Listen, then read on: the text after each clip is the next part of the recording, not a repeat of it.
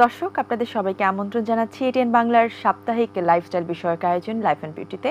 আপনাদের সাথে আছি আমি মারিয়া শিমু। এই সময়টা আমরা আশা করছি নিশ্চয়ই আপনাদের বেশ ভালো কাটছে। আজ আমাদের সাথে আড্ডা দেবার জন্য আমরা যে অতিথিকে আমন্ত্রণ জানিয়েছি তিনি একজন অভিনয় শিল্পী। আমরা তার কাছ থেকে জানবো তার অভিনয়ের শুরু এবং কেমন চলছে সব মিলিয়ে। আমন্ত্রণ জানাচ্ছি অভিনয় শিল্পী শায়লা সাথীকে। কেমন আছেন আপু? আলহামদুলিল্লাহ ভালো আছি। আপনি কেমন আছেন? আমি বেশ ভালো আছি, অনেক ধন্যবাদ আপনাকে। আপনার আপনার সাথে আমাদের সম্পর্কটা আমি একটু পরে বলছি। তার আগে একটুখানি জানতে চাই যে এই যে আপনি অভিনয়ের সঙ্গে জড়িত বা যখন অভিনয়ের সঙ্গে আপনি জড়িত হয়েছেন, এই প্রিপারেশনটা আপনার আসলে কবে থেকে শুরু হয়েছিল? কবে ভাবলেন যে অভিনয় শিল্পী হবেন? এটা আসলে ছোটবেলা থেকেই। তখন তো বুঝতাম না যে আসলে আমি কখনো হতে পারবো কিনা।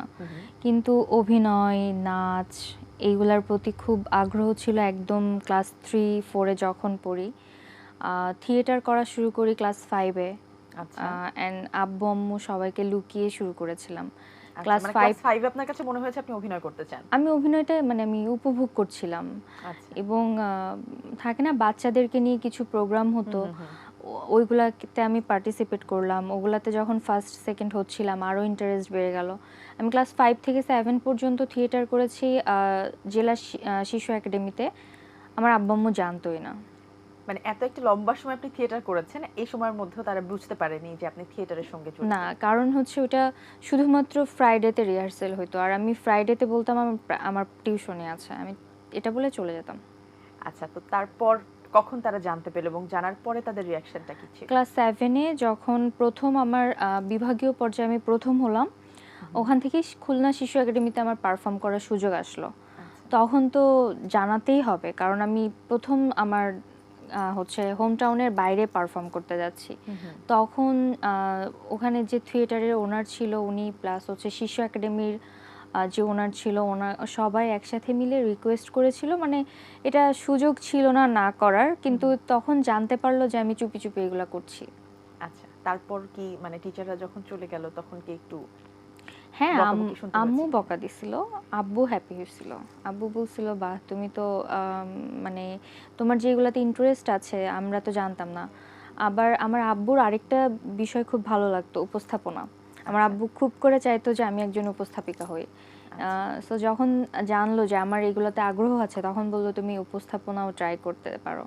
আচ্ছা, তারপর কি উপস্থাপনা ট্রাই করা হয়েছিল কিনা? হ্যাঁ, স্কুল লাইফে করেছি বিভিন্ন প্রোগ্রাম উপস্থাপনা করেছি, কিন্তু আমার মেইনলি অভিনয়ের প্রতি আগ্রহটা ছিল, এটা আমি বুঝতাম। আচ্ছা, তারপরে প্রফেশনালি ক্যামেরার সামনে কবে দাঁড়ানো হলো এবং সেটার অভিজ্ঞতাটা কেমন ছিল? প্রফেশনালি 2019 সালে সর্বপ্রথম আমি একটা শর্ট ফিল্ম দিয়ে স্টার্ট করি। তারপর হচ্ছে সিরিজ, তারপর নাটক। ক্রমাগত নাটকটা স্টার্ট করার পরে নাটকই করছি এখন, নাটক সিরিজ সবই হচ্ছে। আচ্ছা, নাটকের প্রতি বা অভিনয়ের প্রতি ভালোবাসা থেকে আপনি পড়াশোনাটাও এই সাবজেক্টেই করছেন। তো আপনার কাছে কি মনে হচ্ছে যে থিয়েটার তো অফকোর্স অনেক হেল্পফুল থাকে অভিনয়ের ক্ষেত্রে, কিন্তু এই যে পড়াশোনাটা বা আপনি যে একটা এই বিষয়ে আরেকটা বই পুস্তকের অভিজ্ঞতা অর্জন করছেন, সেটা আসলে আপনাকে একজন অভিনয় শিল্পী হতে কতখানি সাহায্য করছে? আমি আসলে যখন আমি পাবলিক ইউনিভার্সিটির জন্য প্রিপারেশন নিচ্ছিলাম, আমার আব্বু-আম্মু বলছিল তুমি তখন আমি অসুস্থ ছিলাম, আমার জন্ডিস ছিল। আচ্ছা। তো তারা মতামত ছিল না যে আমি পরীক্ষায় অ্যাটেন্ড করি, কিন্তু আমার ইচ্ছা ছিল যে আমি পরীক্ষা দিব। তখন শর্ত দিয়েছিল, ঠিক আছে তুমি পরীক্ষা দিতে পারো, কিন্তু শুধুমাত্র 4টা ইউনিভার্সিটিতে। তো আমি ঢাকা ইউনিভার্সিটি, জাহাঙ্গীরনগর, জগন্নাথ আর হচ্ছে গোপালগঞ্জ যেটা আছে ওটা, 4টা ইউনিভার্সিটির ফর্ম তুলি। 2টার হচ্ছে আমি বিজনেস স্টাডিজের স্টুডেন্ট, সো বিজনেস স্টাডিজের, আর 2টা হচ্ছে থিয়েটারের জন্য, জগন্নাথ অ্যান্ড জাহাঙ্গীরনগর। তো আমার ঢাকা ইউনিভার্সিটিতে মানে সামান্য কিছুর জন্য মিস হয়ে যায়। তারপর জাহাঙ্গীরনগরে হয় আর হচ্ছে জগন্নাথে হয়। তো আব্বু জাহাঙ্গীরনগরের জন্য অ্যাগ্রি ছিল না। আচ্ছা। আব্বুর কাছে আব্বুকে যখন আমি নিয়ে যাই আমার ভাইবা শেষ হওয়ার পরে, আব্বুর কাছে মনে হচ্ছে যে না, আমি এখানে পড়াবো না। তো মানে লাস্ট পরিবেশগত কারণে নাকি অন্য কোনো চিন্তা? আব্বুর কাছে পরিবেশ মনে হয়েছে যে না, এটা বেটার হবে না ওর জন্য। আচ্ছা। হ্যাঁ, তো তারপর হচ্ছে তখন আমার একটাই ইয়া ছিল যে আমি জগন্নাথে যদি আমার মিস হয়ে যায় তাহলে আমি আর কোথাও পড়তে পারবো না। মানে আমি গোপালগঞ্জে আমি পড়তে চাই না, কারণ হচ্ছে আমি কমার্স নিয়ে পড়ার বিজনেস স্টাডিজ আমার ইচ্ছা ছিল না, আমার থিয়েটারে ইচ্ছা ছিল। তো তো ফাইনালি লাকিলি আমি জগন্নাথে চান্স পাই, তারপর জগন্নাথে পড়া শুরু করি। আমার কাছে মনে হয় আসলে থিয়েটার এই জিনিস, থিয়েটার, ফিল্ম অ্যান্ড টেলিভিশন, এই সাবজেক্টগুলো আসলে আমাদের অ্যাক্টিং ক্যারিয়ারের জন্য কতটুকু মানে সাহায্য করবে, এই ধারণাটা রাখা ভুল। কারণ মিডিয়ার সাথে কানেক্টেড না কোনোভাবে। আমি যে টেলিভিশন নাটক করছি, ইউটিউব নাটক করছি, এটার সাথে থিয়েটার কোনোভাবেই কানেক্টেড না। কিন্তু থিয়েটারে আমি অনেক কিছু শিখে আসছি, যেরকম যেটা আপনার প্রফেশনাল লাইফে আমার হেল্প প্রফেশনাল লাইফে হেল্প করে। যেরকম আমি খুব টাইম মেনটেন করি, আমি কল টাইম মেনটেন করি, আমার শুটিং সেটে আমি কখনো লেট করে যাই না, আমি একদম সকাল সকাল যে সেটে প্রেজেন্ট থাকার চেষ্টা করি। এই প্র্যাকটিসটা আমার থিয়েটার থেকে আসছে। আচ্ছা। আর আপনার যে থাকে না যে আমার সিনিয়র যারা, আমি তাদেরকে সম্মান করব, তো এই জিনিসটাও থিয়েটার থেকে আসছে। থিয়েটারে যারা আসলে আমরা মঞ্চে অভিনয় করি, তার পেছনে আমাদের অনেক মানুষ কাজ করে, প্রত্যেককে আমরা শো শেষ করে ইনভলভমেন্ট অনেক মানুষ। হ্যাঁ, সো প্রত্যেকের প্রতি যে সম্মান প্রদর্শন, ওই জিনিসটা আমি থিয়েটার থেকে শিখে আসছি। থিয়েটার থেকে অনেক কিছু শেখার আছে, কিন্তু ওইটার সাথে আবার মিডিয়া কানেক্টেড না। মানে বেসিক্যালি একজন আর্টিস্টের যেসব গুণগুলো থাকে সেটা ডেভেলপ করে হচ্ছে থিয়েটার, আমরা যতটুকু জানি বা বুঝি। আচ্ছা, যেহেতু এই বিষয় নিয়ে পড়াশোনা করছেন, ফিউচারে কি ইচ্ছা আছে কিনা যে ক্যামেরার পেছন থেকেও কাজ করবেন? হ্যাঁ, ইচ্ছা আছে। মানে আমি অভিনয়টা আমি কতদিন করতে পারবো আমি জানি না, তবে আমার ডিরেকশনটাও খুব পছন্দ। মানে ক্যামেরার পেছনে থেকে মানে 3 2 মেকিং 1 এ কাজ 0 করা। 0 অ্যাকশন, এই জিনিসটা, এই শব্দটা আমার কাছে একটা মানে নেশার মতো হয়ে গেছে, যে আমি হয়তো ইন ফিউচার যদি আমি নিজেকে ক্যাপাবল মনে করি, তাহলে আমি ডিরেকশন দিব হয়তো, যখন আপনার কাছে মনে হবে যে আপনি কাজটার জন্য হ্যাঁ এখন আমি মোটামুটি ক্যাপাবল। যোগ্য। হ্যাঁ, আচ্ছা, এখন এই মুহূর্তে কাজ নিয়ে কি ব্যস্ততা বা কি কি কাজ এখন করছেন? এখন এই তো এটিএন বাংলায় আমার একটা ধারাবাহিক যাচ্ছে প্রতি রবিবার আর সোমবার রাত 9:30টায়, রক্তের বন্ধন। এছাড়াও আপনার সিঙ্গেল করছি বেশ কিছু, তারপর আরেকটা সিরিজ আসছে শেষ বিকালের গল্প, এটা ডিরেকশন দিচ্ছে মাহবুবুর রশিদ বান্না ভাইয়া। তারপর লাস্ট একটা সিঙ্গেল শেষ করলাম, ওইটা ডিরেকশন দিয়েছে অব্র মাহমুদ। ওইটার না, গল্পটা দুর্দান্ত একটা গল্প করেছি, আই থিঙ্ক ওটাও দর্শক অনেক পছন্দ করবে। এর আগেও আমার এটিএন বাংলাতে একটা কাজ গিয়েছিল, মাটির মেয়ে, যেটা আমার খুব পছন্দের একটা কাজ, এবং এটাতে আমি অনেক বেশি দর্শক প্রিয়তা পেয়েছি। সবার অনেক ভালোবাসা পেয়েছেন। এই কাজগুলোর মধ্যে মানে যখন থেকে কাজ শুরু করেছেন, যদিও খুব বেশি দিন হয়নি প্রফেশনালি আপনি কাজ শুরু করেছেন, তারপরে কোন কাজটার জন্য আসলে দর্শক বেশি সমাদৃত করেছে আপনাকে বা ভালোবাসা বেশি পেয়েছেন দর্শকের কাছে? আমার এরকম আসলে বেশ কিছু কাজ আমি করেছি যেগুলা নারী কেন্দ্রিক। আচ্ছা। যেগুলো আসলে কোনো না কোনো মেয়ের গল্প।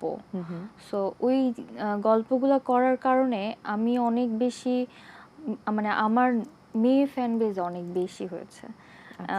ছোটবেলায় যেটা দেখতাম যে আসলে মেয়েরা মেয়েদেরকে খুব বেশি অ্যাপ্রিসিয়েট করতে পারে না, কিন্তু এখানে আবার আমি লাকি যে আমার মেয়ে শুভাকাঙ্ক্ষী অনেক বেশি, কারণ হয়তো আমি এমন কিছু গল্প চরিত্রের মাধ্যমে তুলে ধরতে পারছি যেখানে যে মেয়েদের কারণে, ভয়েসটা বেশি থাকে। হ্যাঁ, সো যে কারণে মেয়েরা অনেক বেশি আমার সাথে কানেক্ট করেছে।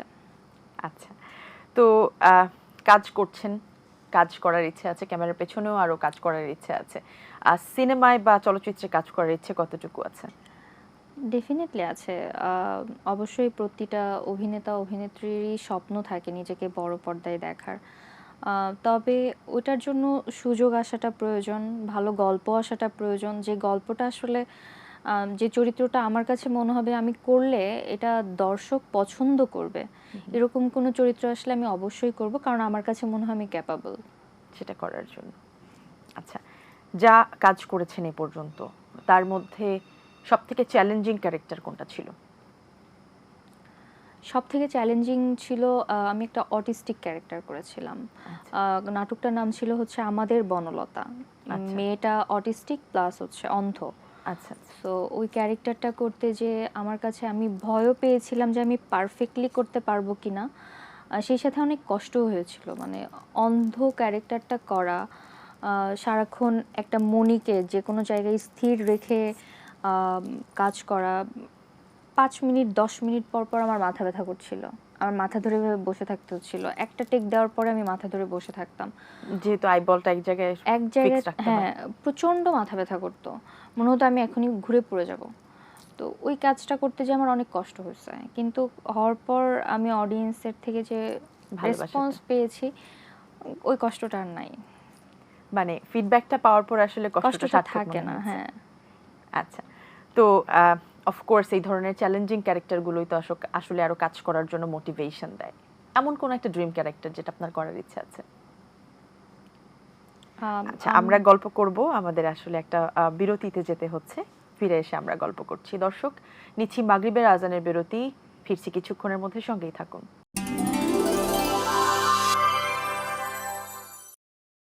দর্শক, বিরতির পর আবারও আমন্ত্রণ। আপনারা দেখছেন লাইফ অ্যান্ড বিউটি। আমরা কথা বলছিলাম এই যে ড্রিম ক্যারেক্টার নিয়ে, যে কোন ধরনের ক্যারেক্টার করার ইচ্ছে আছে। আমার সাইকো ক্যারেক্টার করার ইচ্ছা আছে। আচ্ছা। আমি সাইকো থ্রিলার খুব পছন্দ করি। এই ক্যারেক্টার আমার এখনো করা হয় নাই। তবে এক্সট্রিম যেটাকে বলে, এক্সট্রিম কিছু করতে চাই। যেটা অনেক বেশি চ্যালেঞ্জিং হবে। হুম। আচ্ছা, কাজের ক্ষেত্রে যখন আপনার কাছে স্ক্রিপ্ট আসে তখন কোন বিষয়টিকে আগে প্রাধান্য দেন? আমি আগে প্রাধান্য দিই যে আমার এই কাজটা সবাই বসে একসাথে দেখতে পারবে কিনা। মানে আমি হলে কাজটা দেখতাম কিনা। আমি যদি কাজটা দেখতাম তাহলে মানে আমার যদি আগ্রহ থাকে তাহলে হয়তো এই কাজটা আমার করা উচিত। আর আমার কাছে মনে হয় যে যদি এই কাজটা দেখে আমার অডিয়েন্স কিংবা ফ্যামিলি সহকারে দেখার মতো না, আমার ওটা করার ইচ্ছা এখন পর্যন্ত নেই, হয়নি।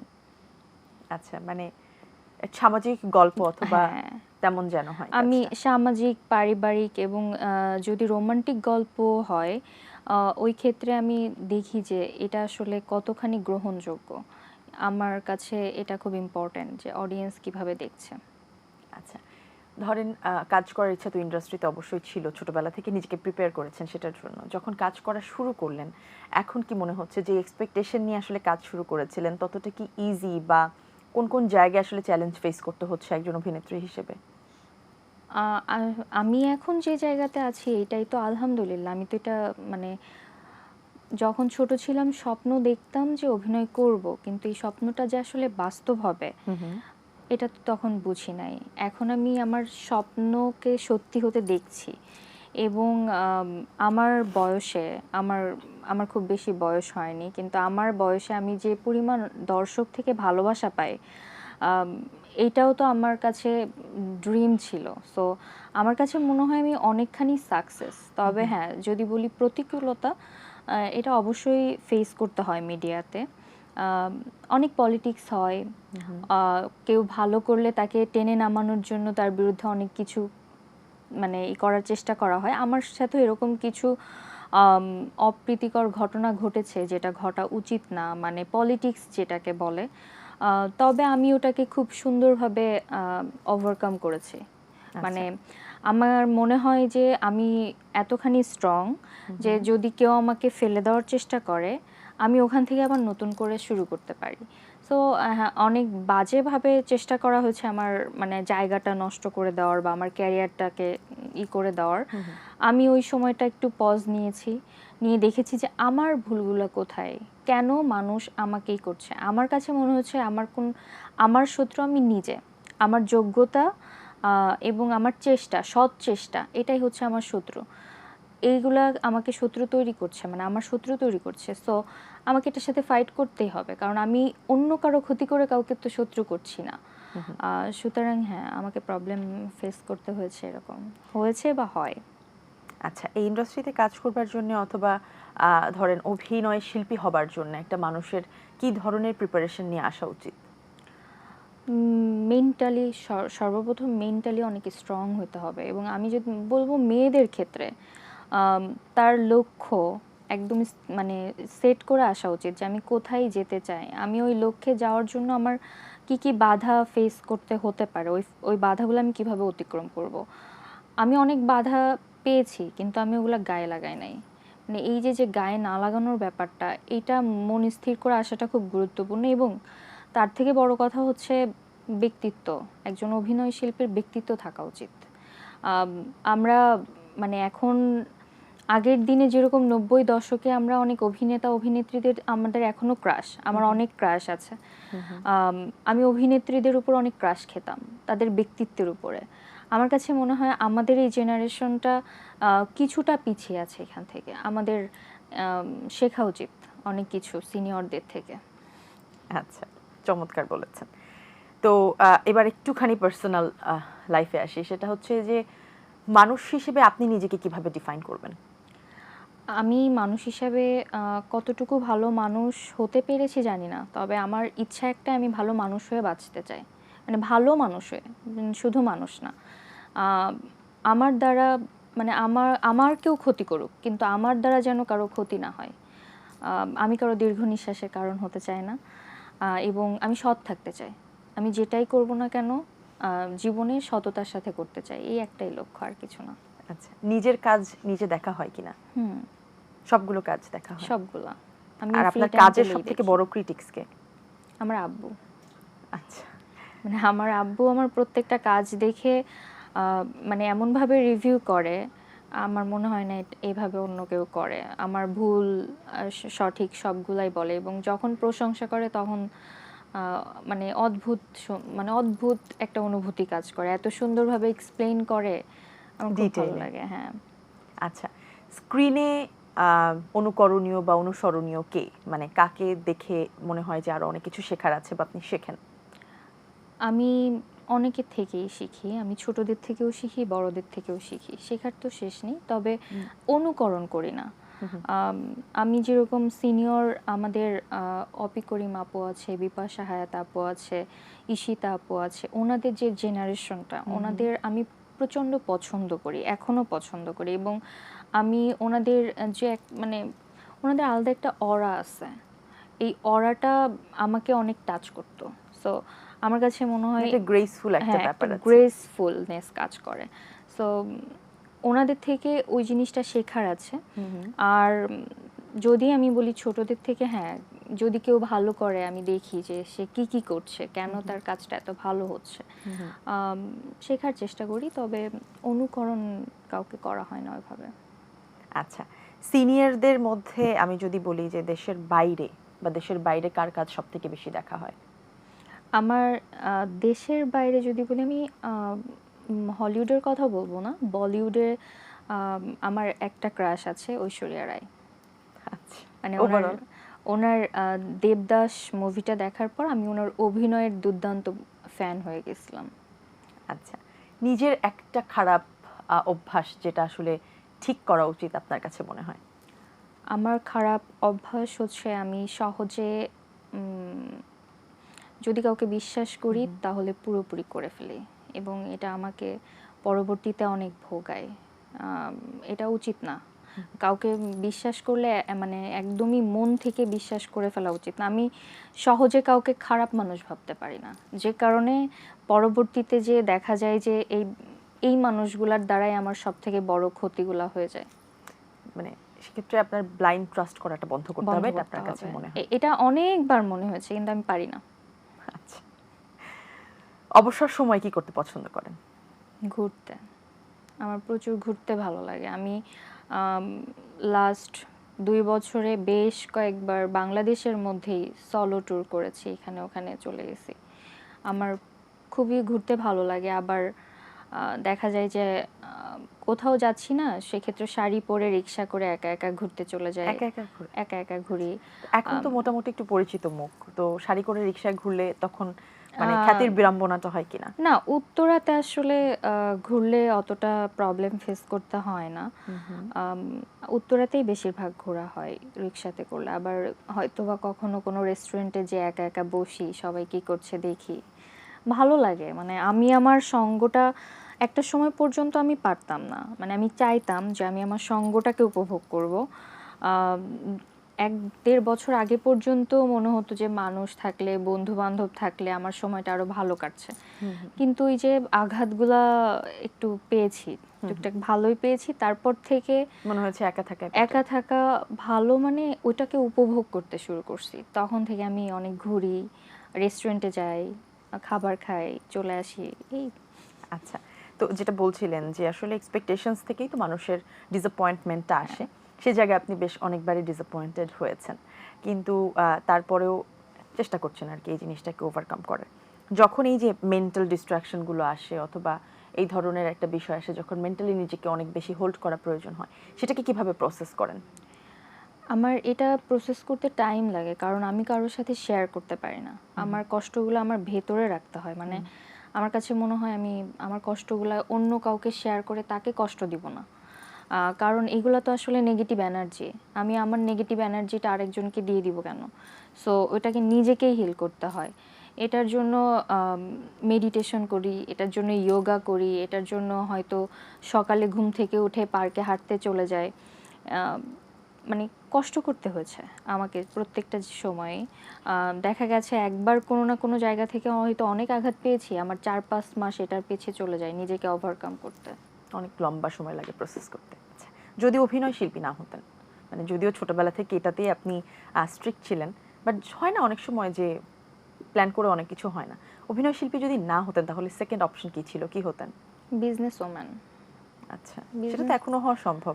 এটা অনেক অভিনয় শিল্পীরা তো বিজনেসও করছে এটা চেষ্টা পাশাপাশি। করছি এখন। আচ্ছা, কি হওয়ার ধরনের চেষ্টা করছি। ব্যবসা করার ইচ্ছা আছে? আমি উম, আমি আপাতত তো ওমেন ক্লথিং নিয়েই করছি, কিন্তু আমি এটাকে দেখতে চাই আর কি। বড় পরিসরে বড় নিয়ে পরিসরে গেছেন। দেখতে চাই। আচ্ছা, কোন জায়গায় নিজেকে ফুললি এস্টাবলিশ করার ইচ্ছা? আপনি বলছিলেন ক্যামেরার পেছনেও কাজ করার ইচ্ছা আছে, থিয়েটারও আপনি করছেন, টিভি টেলিভিশনেও কাজ করছেন, আবার বিজনেসও করছেন। মানে কোথায় আসলে মেইন ফোকাসটা, মানে কোথায় গিয়ে আসলে নিজেকে ফুললি এস্টাবলিশ করবেন?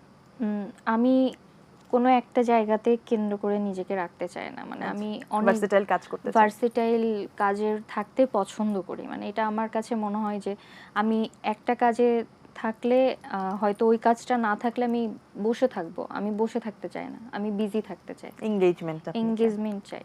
সো দ্যাটস ওয়াই আমি হয়তো কখনো একটা কিছুকে কেন্দ্র করে থাকবো না। বাহ, চমৎকার চমৎকার চিন্তা ভাবনা। তো ওটিটি প্ল্যাটফর্ম এখন আমাদের দেশে বেশ অ্যাক্টিভ, মানে বলা যায় যে ওটিটি প্ল্যাটফর্মের যে রাইজটা সেটা কিন্তু বেশ হ্যাঁ, তাড়াতাড়ি হয়েছে। সো ওটিটি প্ল্যাটফর্ম নিয়ে আপনার কি চিন্তা ভাবনা, এবং ওটিটি প্ল্যাটফর্মে যদি কাজ করতে চান তাহলে আসলে কি ধরনের কাজ করবেন? আমার ওটিটিতে একটা কাজই গেছে, সেটা বঙ্গর ওটিটিতে গেছে। তবে ওটিটির কাজগুলো আসলে অনেক গোছানো হয়, তো দ্যাটস ওয়াই। এবং অনেক সময় নিয়ে কাজ করার একটা বিষয় থাকে। এবং অনেক মানে থাকে না, গল্পগুলা একটু ইন্টারেস্টিং হয়, অনেক বাজেটটাও বড় থাকে, যে কারণে গুছিয়ে কাজটা করা হয়। সো ইচ্ছা আছে, দেখা যাক কেমন কাজের সুযোগ হয়। এখন চেষ্টা করছি ওটিটিতে কাজ করার জন্য। বাহ, অনেক ধন্যবাদ। তো আর ধরেন জীবন নিয়ে আর কি চিন্তা ভাবনা, কেমন থাকতে চান, নিজেকে কোথায় রাখতে চান, এবং মানুষ হিসেবে কোন জিনিসগুলো আসলে নিজের মধ্যে আনতে চান? আম, আমি আসলে আপাতত যেই জায়গাটাতে আছি, এখন আমার মনে হয় যে আমি অনেকটা থাকে না যে কিভাবে থাকতে চাই, এই জিনিসটা নিজের মধ্যে প্রসেস করা শুরু করেছি। আমি নেগেটিভিটি যেখানে দেখি ওখানে থাকি না। আমি দেখি যে যখন 5টা মানুষ গসিপ করছে, আমি ওখানে থাকি না। কারণ যারা গসিপ করছে ওই জায়গাটায় আমার অ্যাবসেন্সে আমাকে নিয়েও করবে, কিন্তু আমার এটা একদমই পছন্দ না যখন মানুষ মানুষকে নিয়ে গসিপ করে। আমাদের বাংলাদেশে বিশেষ করে আমি দেখেছি যে অ্যাপ্রিসিয়েট করার মানুষ অনেক কম, গসিপ করার মানুষ অনেক বেশি। সুতরাং আমার কাছে মনে হয় আমি যখন সুযোগ পাবো আমি মানুষকে অ্যাপ্রিসিয়েট করব, আর না পারলে দরকার নেই। আর না পারলে দরকার নেই। এবং আমার আব্বু আম্মু আমার পৃথিবী, মানে আমার আব্বু আম্মুকে আমি অনেক ভালোবাসি। সো আব্বু আম্মুর সাথে আমার খুব সুন্দর সময় কাটে। আমি যখনই যেখানেই থাকি না কেন আব্বু আম্মুর সাথে কানেক্ট থাকার চেষ্টা করি। আমি ফ্যামিলি ওরিয়েন্টেড মেয়ে আসলে। ফ্যামিলির বাইরে আমার খুব বেশি ফ্রেন্ড সার্কেল নেই, বলতে না, পারেন। সেটা আমরা বুঝে গেছি, কারণ একা একা রিকশায় ঘোরা আর একা রেস্টুরেন্টে গিয়ে খাওয়া। মিডিয়াতেও খুব বেশি সার্কেল আমার নেই, মানে আমি কাজের বাইরে কোথাও কিন্তু আড্ডা আপনার দেওয়া কাছে মনে হয় না ঘোরাফেরা যে একটা হয় না। পিয়ার কানেকশন হওয়া উচিত, মানে সবার সাথে মিডিয়া জায়গাটাতে কাজ করতে গেলে তো পরিচিতিটা প্রয়োজন হয়? হ্যাঁ, ওইটা টুকটাক করে যতটুকু হয় ততটুকু হচ্ছে, কিন্তু থাকে না একটা জায়গায় যে 10 দিন আড্ডা দেওয়া 5টা মানুষের সাথে, ওরকম ভাবে হয় না। তবে দেখা যাচ্ছে কাজের জন্য আমি কাজের জন্য কোথাও, যতটুকুন প্রয়োজন। হ্যাঁ, যাচ্ছি, এটা হয়। অনেক ধন্যবাদ আপনাকে। এটিএন বাংলা এবং লাইফ অ্যান্ড বিউটির পক্ষ থেকে অনেক অনেক শুভকামনা রইল। থ্যাংক ইউ সো মাচ আপু। দর্শক, কাজ এখানেই শেষ করছি। আবারও দেখা হবে নতুন পর্বে নতুন অতিথি নিয়ে। সেই পর্যন্ত সবাই ভালো থাকুন, সুস্থ থাকুন এবং অবশ্যই এটিএন বাংলার সঙ্গেই থাকুন। আল্লাহ হাফেজ।